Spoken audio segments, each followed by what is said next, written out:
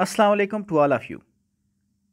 Today we will discuss the topic of compilation, interpretation, and the analysis synthesis model in the course of compiler construction. So, firstly, what is the compilation? Compilation is basically the translation of a program written in source language into a semantically equivalent program written in a target language. जैसा कि हम ये देख सकते हैं कि source program है हमारे पास।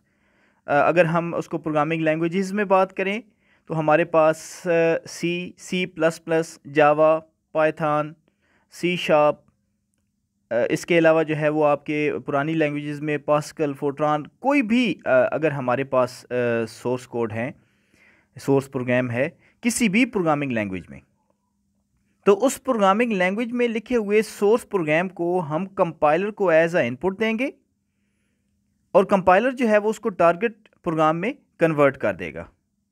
अब टारगेट प्रोग्राम जो है वो क्या है? टारगेट प्रोग्राम बेसिकली आपके पास एक इंटरमीडिएट रिप्रेजेंटेशन भी हो सकती है।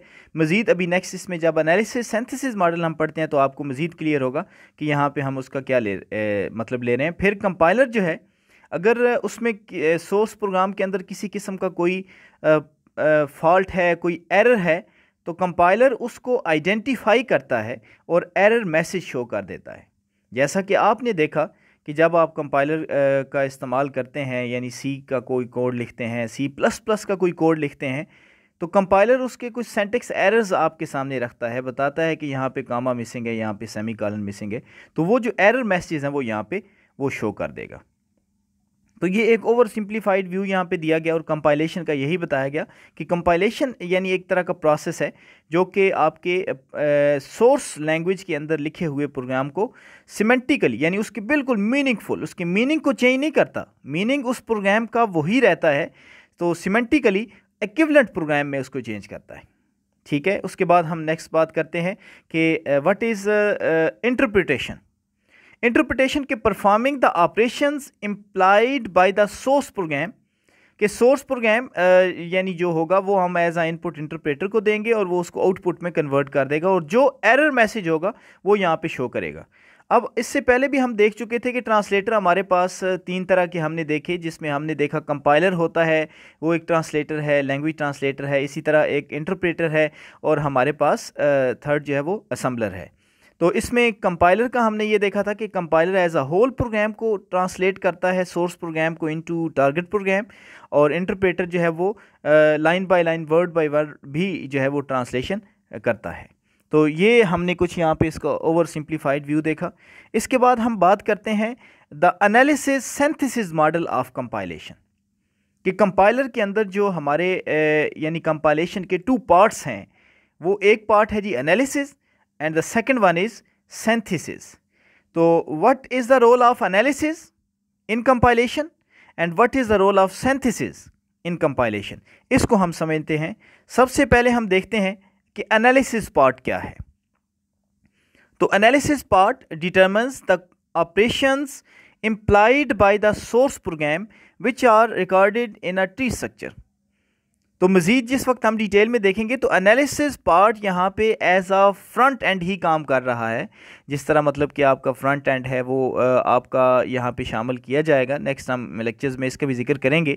तो यहाँ पे एनालिसिस पार्ट का वो ये जिक्र कर रहा है कि वो determines the operations implied by the source program which are recorded in a tree structure. Tree structure में हम इसको कन्वर्ट करेंगे तो हम देखेंगे कि ये जो है वो टोकन्स कैसे बनाता है और उसके बाद वो ट्री की फॉर्म में उसको कैसे जो है वो लेके जाता है।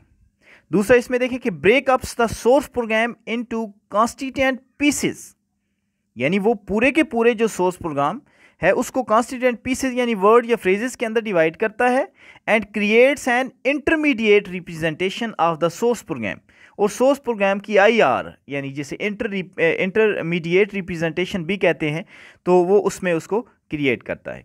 एग्जाम्पल के तौर पे अगर आपको बताया जाए तो इसका मतलब ये है कि आपके पास अगर एक सी प्लस प्लस का कोड है, आप लिखते हैं हैश इंक्लूड आयो स्ट्रीम, तो ये जो आपका एनालिसिस पार्ट है अब ये इस तरह आगे बहुत सारी लाइनें हैं, यानी using name space std wired main, आगे करली ब्रेस जो है वो स्टार्ट, फिर उसके अंदर वेरिएबल डिक्लेरेशन इनिशियलाइजेशन करके आप बॉडी को मेन फंक्शन की क्लोज करते हैं। तो ये सारे का सारा एक सोर्स प्रोग्राम था। इस सोर्स प्रोग्राम के अंदर फर्स्ट है हैश, हैश को जो है इसने सेपरेट कर दिया, इंक्लूड को इसने सेपरेट कर दिया, यानी उसके वर्ड उसके यानी फ्रेजेस बना दिए। इस तरह आयो स्ट्रीम है उसको उसने सेपरेट कर दिया, फिर यूजिंग का लफ्ज़ उसको सेपरेट कर दिया, name space separate, STD separate. तो ये सारे का सारा यानी एक सोर्स प्रोग्राम को उसके पीसीज के अंदर डिवाइड करता है, और वो पीसीज वर्ड भी हो सकते हैं, फ्रेजेस भी हो सकते हैं, और उनको हम टोकन्स भी कहते हैं। तो उसको क्या कहते हैं जी? टोकन्स भी कहते हैं। तो ये एक तरह की इंटरमीडिएट रिप्रेजेंटेशन बन जाती है सोर्स प्रोग्राम की।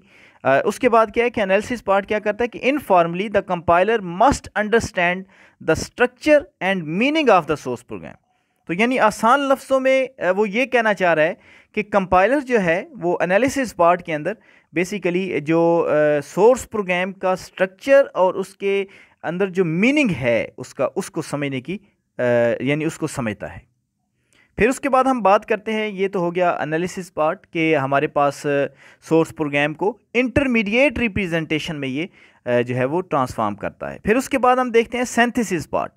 सिंथेसिस पार्ट जो है, अब आपको इनपुट जो है वो IR मिलेगी सिंथेसिस पार्ट में, यानी जो इंटरमीडिएट रिप्रेजेंटेशन है वो अब सिंथेसिस पार्ट की क्या होगी? इनपुट होगी। अब वो क्या करेगा सिंथेसिस पार्ट के? Takes the tree structure. अब जो हमने वो ट्री बनाई थी एनालिसिस पार्ट की आउटपुट में, तो ये उसको एज अ इनपुट लेगा ट्री स्ट्रक्चर को, and translates the operation into target program, और इसको टारगेट प्रोग्राम में कन्वर्ट करेगा, ट्रांसलेट करेगा। फिर क्या है कि perform code optimization. Synthesis part के अंदर हम कोड ऑप्टिमाइज करते हैं। इसके अलावा construct the desired target program from the intermediate representation. तो आसान लफ्ज़ों में यही कहने का मतलब है कि एनालिसिस पार्ट की इनपुट सोर्स प्रोग्राम था और आउटपुट IR यानी इंटरमीडिएट रिप्रेजेंटेशन थी, और सिंथेसिस पार्ट की इनपुट इंटरमीडिएट रिप्रेजेंटेशन यानी IR है, और इसकी आउटपुट टारगेट प्रोग्राम है। तो इसको आप एक तरह का मतलब बैकएंड के तौर पर भी ले सकते हैं, ये बैकएंड ही है। इसको नेक्स्ट जब हम देखते हैं कि what are the other tools that use the analysis synthesis model, और कौन से टूल्स हैं जो कि एनालिसिस सिंथेसिस मॉडल को जो है वो यूज़ करते हैं। तो उसमें सबसे पहले एडिटर्स हैं जी। आपके एडिटर्स में सिंटैक्स हाईलाइटनिंग के लिए इस्तेमाल किए जाते हैं। इसके अलावा आपके प्रिटी प्रिंटर्स हैं, इसको हम डिटेल में फर्दर देखने वाले हैं।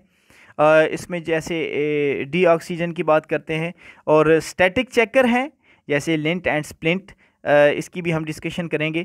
इंटरप्रेटर्स, ये भी वो यानी टूल है जिसमें एनालिसिस सिंथेसिस मॉडल को यूज़ किया जाता है। फिर टेक्स्ट फॉर्मेटर हैं जैसे TEX एंड LATEX, और silicon compilers for example VHDLs के, और फिर क्यूरी इंटरप्रेटर्स और कंपाइलर्स जो कि डेटाबेस के लिए इस्तेमाल किए जाएंगे। तो ये आपके पास कुछ अदर टूल्स थे जो कि इन एनालिसिस सिंथेसिस मॉडल को यूज़ करते हैं। तो इस चैनल को सब्सक्राइब करें, और मज़ीद लेक्चर्स जो हैं वो इसके ऊपर अभी अपलोड मतलब होने वाले हैं और हो जाएंगे। आप इन तमाम लेक्चर्स को सुनें ताकि अच्छी तरीके से हम कंपाइलर कंस्ट्रक्शन या कंपाइलर डिज़ाइन को समझ पाएँ। Thank you very much. अल्लाह हाफ़िज़।